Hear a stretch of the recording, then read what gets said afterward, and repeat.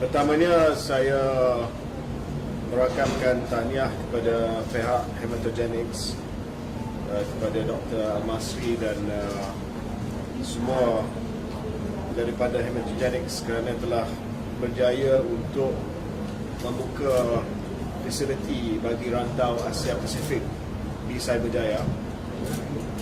Dan ini merupakan makmal yang keempat Hematogonix, selain daripada di Chicago, di Manchester, di Shanghai. Makmal yang dibuka di Cyberjaya ini adalah untuk pasaran Jepun, Korea Selatan, Taiwan, Australia, New Zealand dan juga rantau Asia Tenggara. Ini merupakan satu makmal yang bertaraf antarabangsa yang memberi tumpuan kepada Hematogonix ini tidak ada di negara kita, malah tidak ada di Singapore. I would just say the assays, the proprietary assays that you have do not exist here, not even in Singapore. And obviously it is a tremendous opportunity for us to use the assays available here in this lab for us to do better clinical research and offer better outcomes to cancer patients here in Malaysia.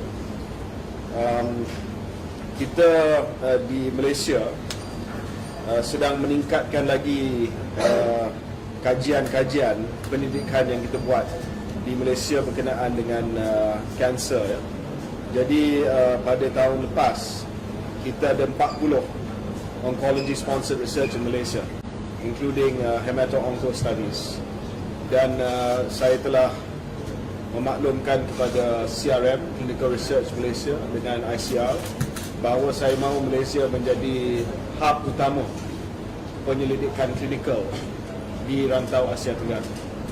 Sekarang ini dari segi jumlah penyelidikan yang ditaja oleh industri, kita nombor 2 di belakang Singapura.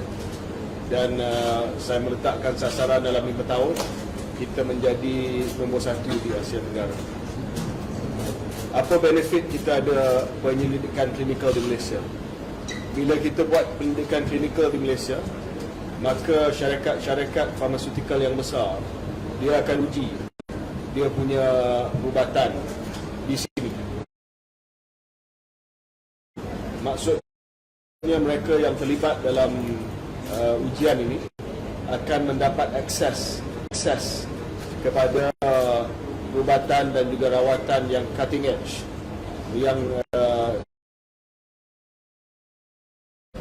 baru sahaja dihasilkan, yang dapat merawat penyakit-penyakit yang sebelum ini tak dapat kita merawat. So I was also saying, Dr. Masri, that one of the benefits of having more clinical research in oncology in Malaysia is that so that our patients will have access to cutting-edge treatment for conditions, disease, cancer, which were previously untreatable. And that's why you want to have clinical trials here in Malaysia. Of course, ethical framework, but we are proud to also say that we are amongst the fastest in terms of approval from submission to trial as far as the regulatory process is concerned. So once again, I'd like to congratulate Hematogonix, also to MIDA for facilitating the incentives for investment, and of course immigration, customs, and of course my own ministry for really turning around this investment. This is not an easy investment to make. Hematogonix will not put this in any run-of-the-mill country. You have to have the talent, you have to have the regulatory process in place, but you have to be nimble enough to be able to facilitate this kind of investment. Okay, ada soalan?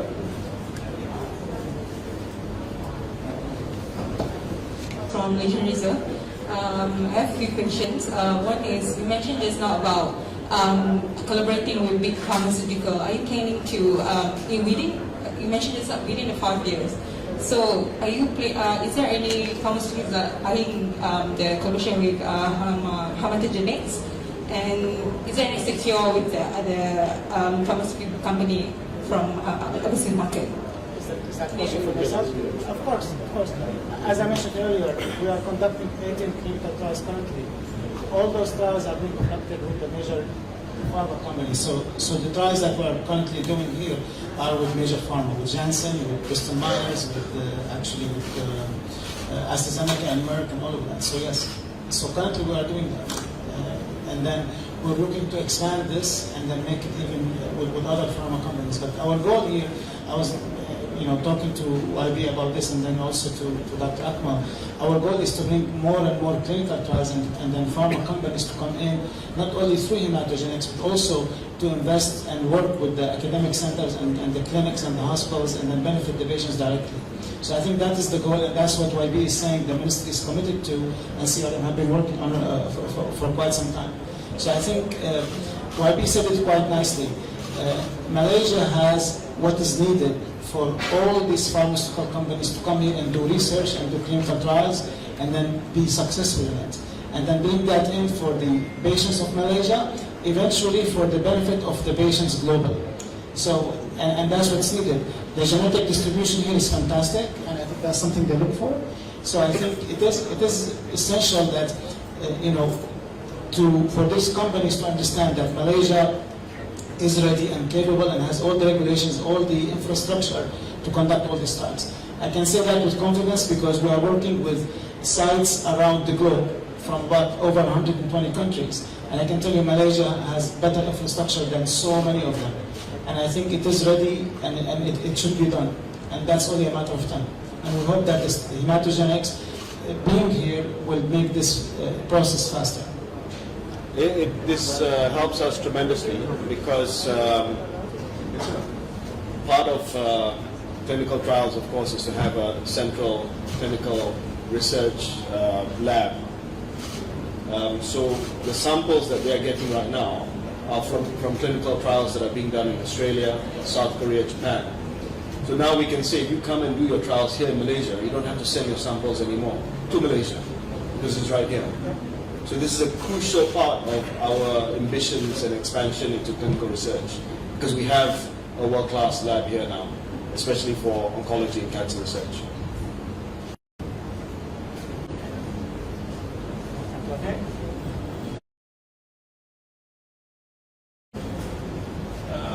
For information, sejak tahun 2015, sebanyak 180 clinical research berkenaan onkologi telah pun dijalankan di Malaysia.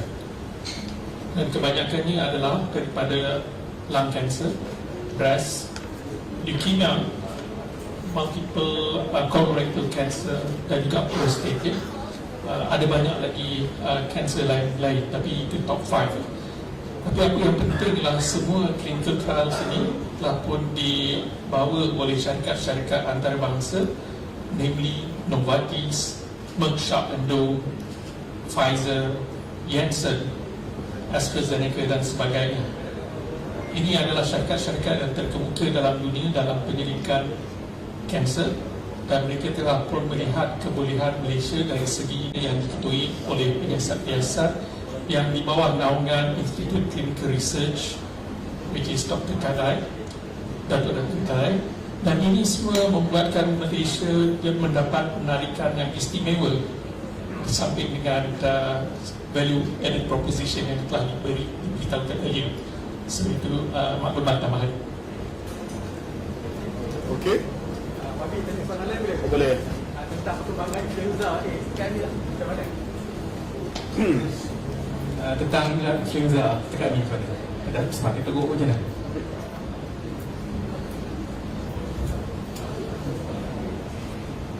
Thank you. Jadi kalau kita melihat untuk minggu epic yang ke-29, iaitu minggu ini, 4 kluster telah pun dilaporkan. Peningkatan daripada 169 kluster berbanding dengan jumlah cumulative cluster yang dilaporkan berbanding dengan tahun lepas. So memang tahun ini ada peningkatan yang ketara. Ini adalah disebabkan tamatnya PKP, bukanya sekolah, bukanya prasekolah dan sebagainya. Dan ini mendedahkan rakyat, terutamanya kanak-kanak yang mungkin tahap imuniti mereka agak rendah disebabkan selama 2 tahun berkurung di rumah, terdedah dengan virus. Kalau kita melihat dari segi kluster, kluster sekolah dan menengah adalah paling banyak, 213 kluster, diikuti 16 kluster di tadika. Jadi mesej yang kita perlu hantar adalah kepada terutamanya ibu bapa dan pengasuh dan juga guru-guru di sekolah supaya sentiasa menjaga kebersihan, terutamanya kebersihan kanak-kanak, kebersihan kendiri. Kedua, kalau ada gejala jangan hantar ke sekolah, terus dapat rawatan. Dan yang ketiga, kekal memakai pelitup muka dalam setting tertutup dalaman kecuali makan ataupun kecuali memberi ucapan bercakap di khalayak.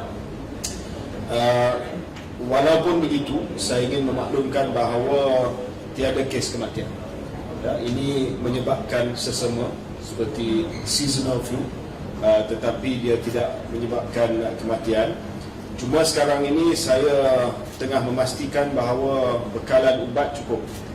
Sebab itu semalam kita telah melepaskan stok penimbal kerajaan yang diuruskan oleh Farma Niaga supaya klinik swasta dapat beli bermula dengan paracetamol semalam sebab ada kekurangan paracetamol di klinik-klinik swasta. Cuma mesej saya kepada orang ramai, kalau pergi ke klinik swasta dan doktor di klinik swasta menjual paracetamol yang ada cok KKM tu, memang kita jual kepada mereka daripada stok penimbal, ya, memang sah, dia tak curi kita berubat, ya, sebab kita terpaksa jual daripada stok penimbal kerajaan. So mungkin akan ada Panadol, paracetamol, akan ada sirap batuk yang ada cok KKM yang mereka minta beli di klinik swasta, itu memang sah sebab kita lepaskan stok daripada kerajaan.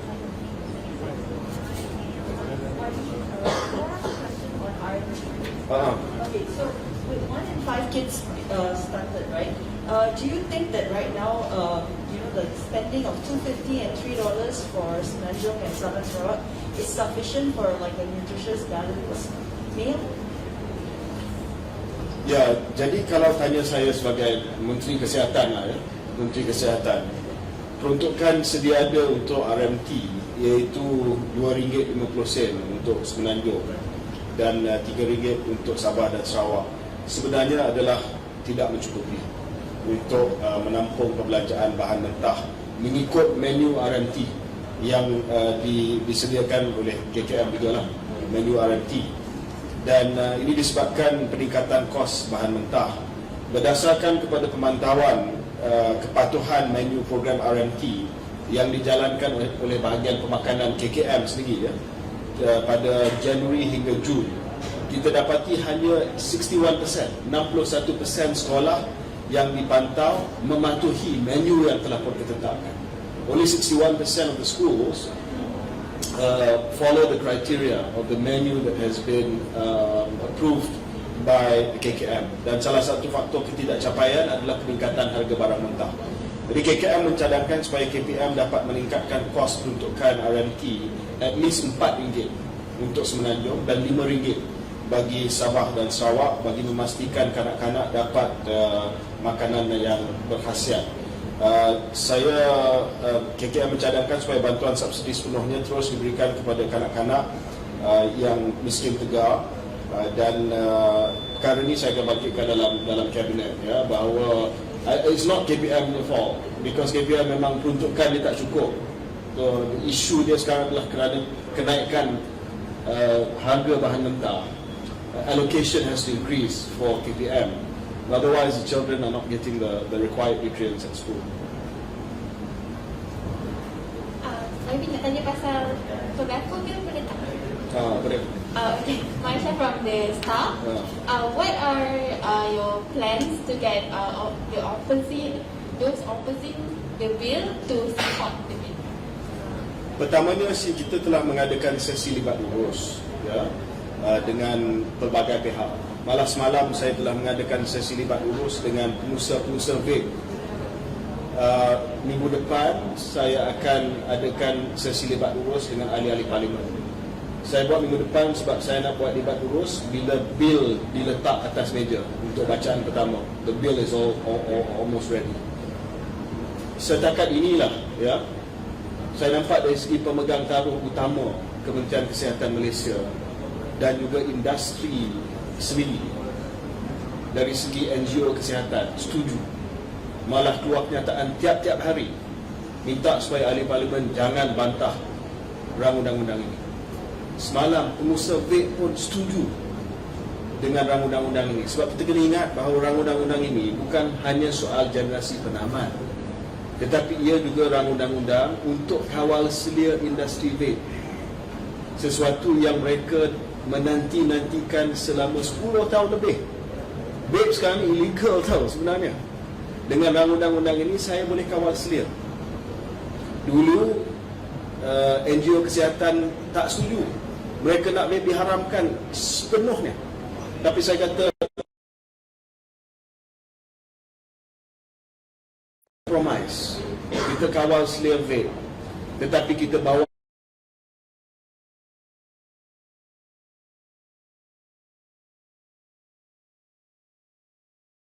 generasi penamat. Itu yang menjadi kompromis. Dua-dua setuju. So kalau dua-dua setuju, pengusaha vape dah setuju, NGO kesihatan dah setuju, ibu bapa setuju, rakyat setuju, tidak ada yang mahu anak mereka yang belum merokok untuk start merokok. Kalau pemegang taruh utama semua dah setuju, saya haraplah ahli-ahli parlimen pun setuju juga. We have to be on the right side of history here. And this bill has been 10 years in the making. Fierce opposition before against the regulation of the health NGOs and the public wanted it banned full stop.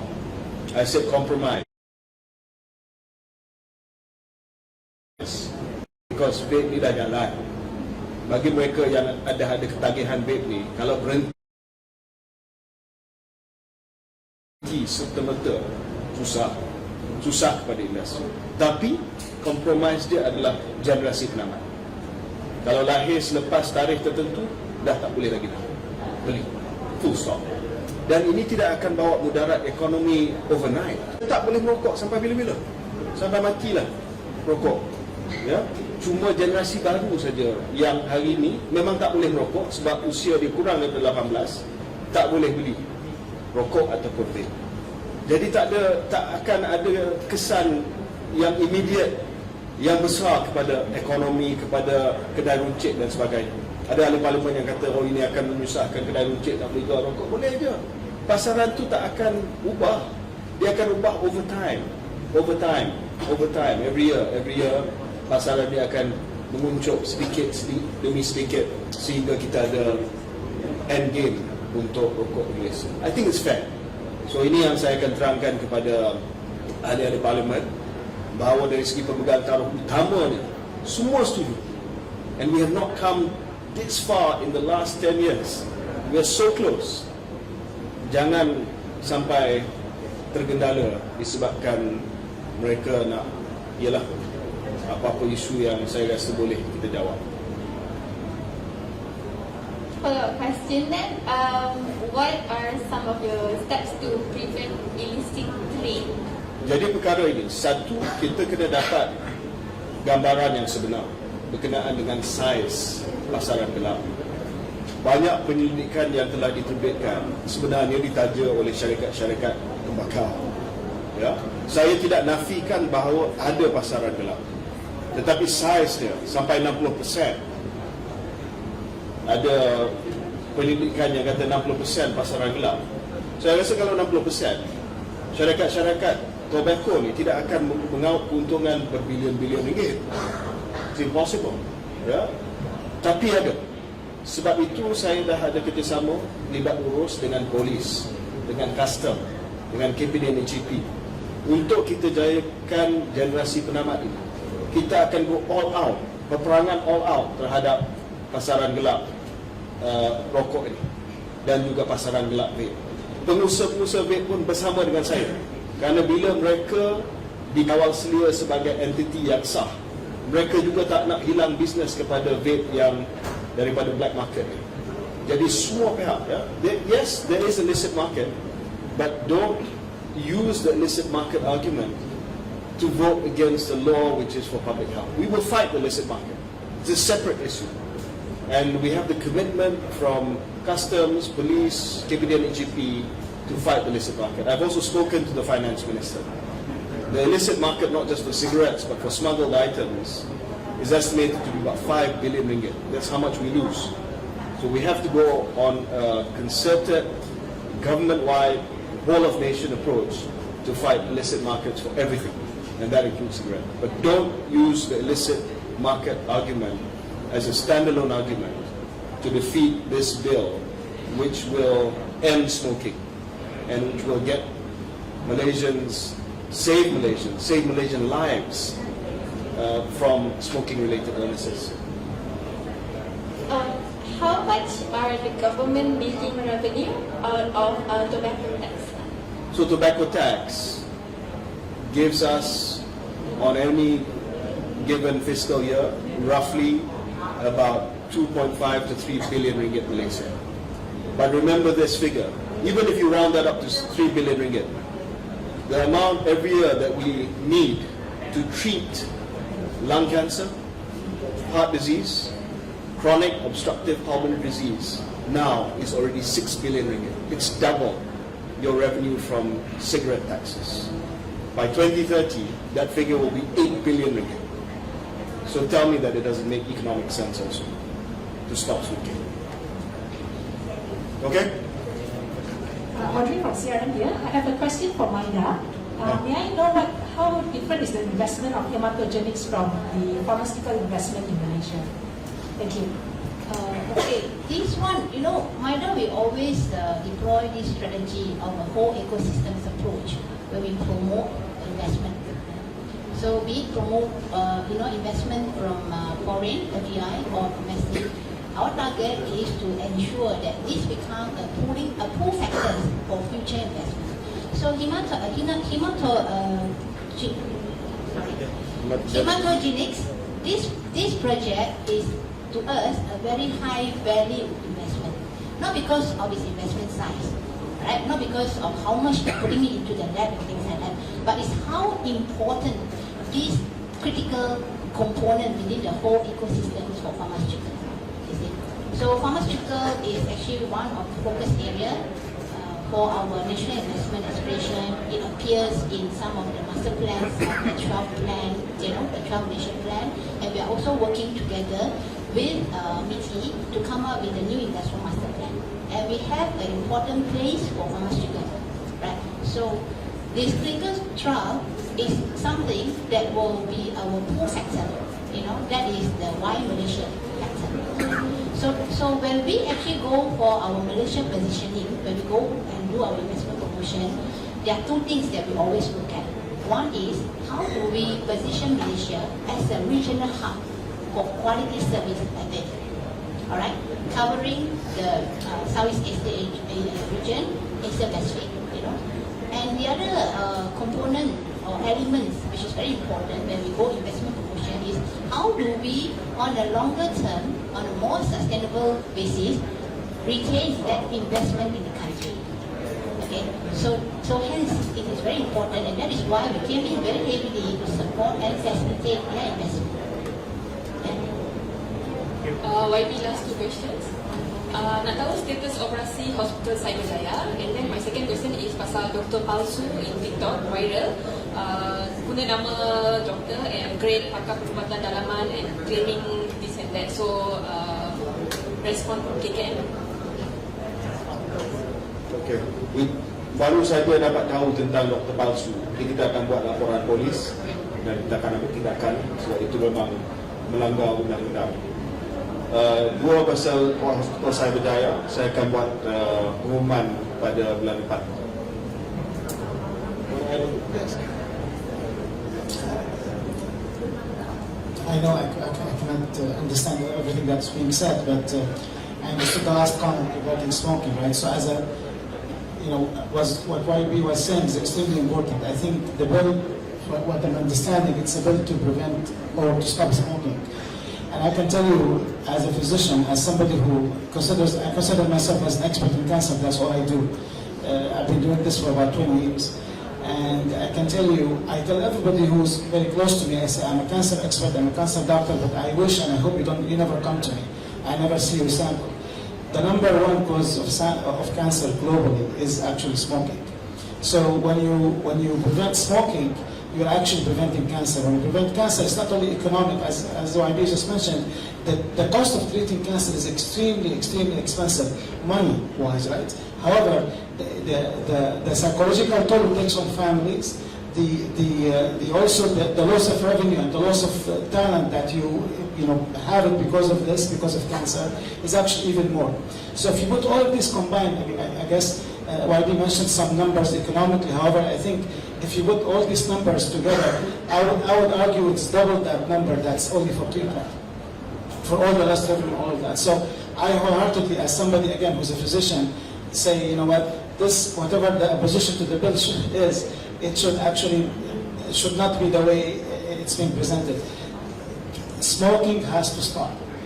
When you stop smoking, you stop a lot of illnesses. Not only cancer, you have COPD, you have, Dr. Akman, there's a lot of other causes and other diseases that happen because of smoking, other than pollution and everything else. So this bill should pass, and I think I'm very happy to hear you saying the opposition to this bill, my understanding, is the least right now from the past 10 years. So hopefully, I hope if I'm a citizen, I definitely will vote for it. Thank you. Thank you. Okay. Thank you. So now, since we